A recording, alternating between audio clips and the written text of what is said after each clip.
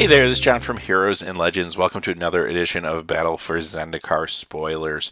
So if you haven't subscribed yet to the channel, definitely a good time to do so. Throughout spoiler season, any day that we have spoilers, I will put out a video for you guys as soon as possible so you can see what the new cards are and try to compile all the information in one place for you.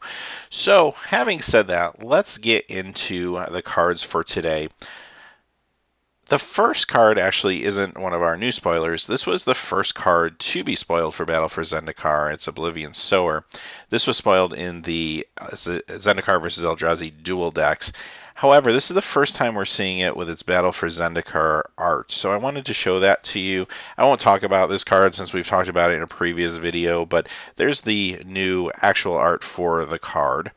So now that we've seen that, let's move on to our 4 new cards for the day. First is Retreat to Emeria, and this costs 1 white and 3 colorless. It's an enchantment. It has landfall. Whenever a land enters the battlefield under your control, choose 1. Put a 1/1 white core ally creature token onto the battlefield, or creatures you control get +1/+1 till end of turn. Now, I'm not usually a huge fan of enchantments, especially if they cost more than 2 or 3 mana. This one costs 4, however, I do like this one in limited, and here's why. I can play this, and if I time everything out right, I can still play a land that turn and maybe get a 1/1 creature or pump my creatures in for an attack. So I can still get some value the first turn I play it. I don't have to worry about untapping with it for it to get any sort of value. And if it gets destroyed before my turn, I'm basically got time walked. The other thing I like about this is there are synergies that go along with allies coming into play, so that could work well with some of the other cards in the set. Now, this is the second one of these landfall choose 2 enchantments that we've seen, so I'm assuming there's going to be a cycle of these, and so far they look pretty good. Next is Coastal Discovery. It costs 1 blue and 3 colorless. It's an uncommon sorcery. Draw 2 cards, and it also has Awaken 4 for 1 blue and 5 colorless. So typically I'm not a huge fan of drawing 2 cards for 4 sorcery speed.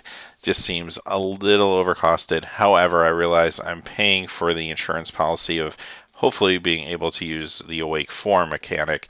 And in the late game, paying 6 mana to draw 2 cards and get a 4/4 creature is pretty decent and limited. So I think it's going to be a fine limited card. You're going to want to cast it for the Awake cost more so than just its regular cost whenever possible. But if you're backed into a corner, you can still use the draw 2 cards. Next is Breaker of Armies. Cost 8, it's an Eldrazi at uncommon.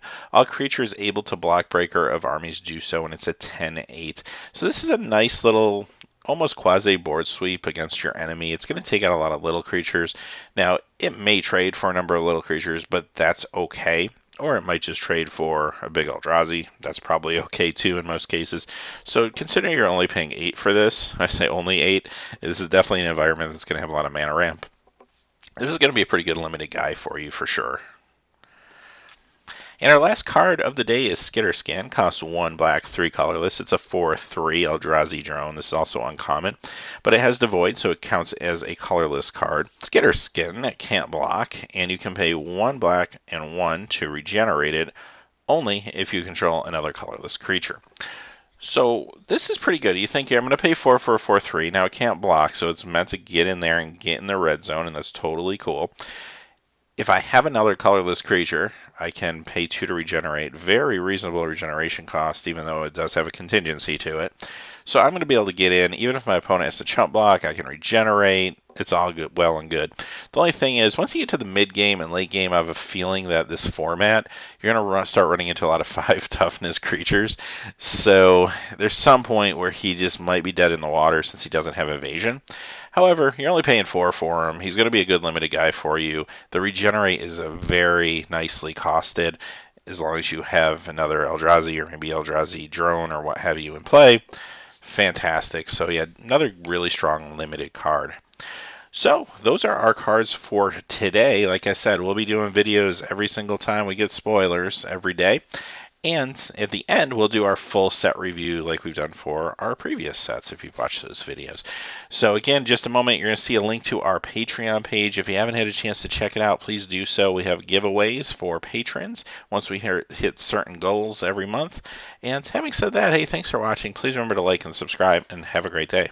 Hey, thanks as always for watching. These videos are made possible by viewers just like you through Patreon. Please check out our Patreon page by clicking on the top right. Down below we have more links to quality Magic the Gathering content, and if you're interested in seeing trading cards open that aren't Magic the Gathering, check out the link to our trading card channel, Heroes and Legends Trading Cards. Thanks and have a great day.